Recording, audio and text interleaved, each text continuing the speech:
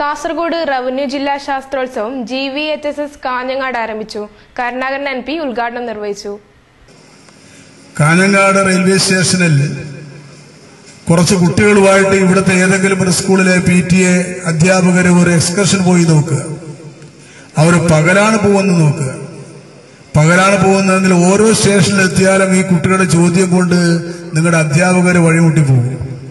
അവിടെ സ്റ്റേഷനിൽ എഴുതിയ പേര്, അവിടെയുള്ള ചായ കച്ചവടം, അവിടെ പോകുന്ന ബസ്, എല്ലാത്തിനെ പറ്റി ചോദിക്കും. അപ്പൊ നമുക്കൊരു പ്രയാസം തോന്നി, ഈ കുട്ടിക്ക് വേറൊന്നും പറയാനില്ല, ഇതൊക്കെയുള്ളൂ. യഥാർത്ഥത്തിൽ കുട്ടികളുടെ അറിയാനുള്ള കഴിവ്, ജിജ്ഞാസ, അതാണതിൽ പ്രതിഫലിക്കുന്നത്. അപ്പൊ അതുകൊണ്ട് പഴയ കാലഘട്ടത്തിൽ നിന്ന് വ്യത്യസ്തമായിട്ട് വളർന്നു വരുന്ന ഈ കുട്ടികളുടെ അഭിരുചി വളർത്തിയെടുക്കാൻ അതിനാവശ്യമായിട്ടുള്ള സാഹചര്യങ്ങൾ ഒഴിച്ചുകൂടാൻ വയ്യാത്തതാണ്. അതുകൊണ്ട് തന്നെയാണ് പഴയ കാലഘട്ടങ്ങളിൽ ശാസ്ത്രമേളയില്ല. ഒരു യുവജനോത്സവം മാത്രമേ ഉണ്ടാവുക, ഒരു കലോത്സവം മാത്രമേ ഉണ്ടാവുക. അതിൽ നിന്ന് വ്യത്യസ്തമായിട്ട് ഇവിടെ ശാസ്ത്രം, സാമൂഹ്യശാസ്ത്രം, IT, അതുപോലെ തന്നെ മറ്റു മേഖലകൾ. ഇപ്പോൾ നമ്മുടെ ശാസ്ത്രത്തിന്റെ വളർച്ച എന്ന് പറയുമ്പോൾ ഒരു ദിശയിൽ മാത്രമല്ലല്ലോ. കെമിസ്ട്രി മാത്രമല്ലല്ലോ, ഫിസിക്സ് മാത്രമല്ലല്ലോ, മാത്സ് മാത്രമല്ലല്ലോ. സാമൂഹ്യശാസ്ത്രം തന്നെ പ്രധാനപ്പെട്ട വളർച്ചയുടെ ഒരു ഘടകമാണ്. IT ഇന്നത്തെ സംബന്ധിച്ചിടത്തോളം വളരെ പ്രധാനപ്പെട്ട ഒന്നാണ്. അതോടൊപ്പം തന്നെ കലാരംഗം, സാഹിത്യരംഗം, ഈ വിവിധ മേഖലകൾ.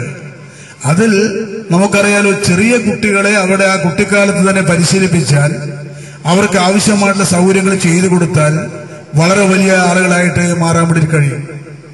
കുട്ടികളൊക്കെ ഇതൊക്കെ വായിക്കുന്നവരാണല്ലോ. ഇപ്പോഴത്തെ നമ്മുടെ പ്രസിഡന്റ് ആരാണ്? ഇപ്പോഴത്തെ പ്രസിഡന്റ് ആരാണ്? ഇപ്പോഴത്തെ പ്രസിഡന്റിന്റെ പേരറിയില്ലേ?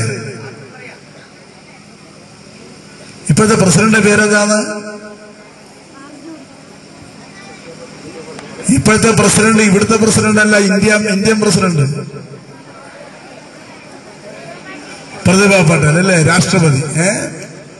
അപ്പോ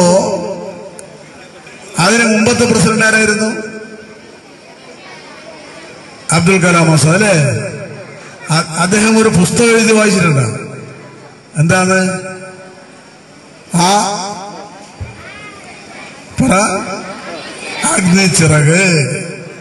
അഗ്നിച്ചിറക് വളരെ പ്രധാനപ്പെട്ട ഒരു പുസ്തകമാണ്. നിങ്ങൾ കുട്ടികളത് വായിച്ചു എന്നുള്ളത്. എന്താ അഗ്നിച്ചിറക്? അബ്ദുൽ കലാം ആസാദ് നിങ്ങളെ പോലെ കുട്ടിയായിരിക്കുമ്പോ അദ്ദേഹം ചായ ഹോട്ടലിൽ ജോലി ചെയ്തിട്ടുണ്ട്, പത്രം വിറ്റിട്ടുണ്ട്, ഇല്ലേ? പഠിക്കാൻ പൈസ ഉണ്ടായിരുന്നില്ല. അവസാനം അദ്ദേഹത്തിന്റെ സഹോദരി അവരെ കയ്യിൽ ഉണ്ടായിരുന്ന വള, അതുപോലെ തന്നെ കഴുത്തിലുണ്ടായിരുന്ന മാല, ഇതൊക്കെ വിറ്റിട്ടാണ് അദ്ദേഹത്തെ പഠിപ്പിച്ചത്. അപ്പൊ അദ്ദേഹത്തിന്റെ ചെറുപ്പത്തിലെ ആഗ്രഹം, ഈ വിമാനം പറക്കുന്ന സമയത്ത് എങ്ങനെയാണ് വിമാനം ഉണ്ടാക്കാൻ വേണ്ടി കഴിയുക, വിമാനം എങ്ങനെയാണ് പറക്കുക, എനിക്ക് ചിറക് എങ്ങനെയാണ് ഉണ്ടാകാൻ വേണ്ടി കഴിയുക, അത് അദ്ദേഹത്തിന്റെ മനസ്സിലുണ്ടായിട്ടുള്ള ആഗ്രഹം. അത് വളർന്ന് പഠിക്കുന്ന സമയത്ത് ആ നിലയിലേക്ക് പോയി.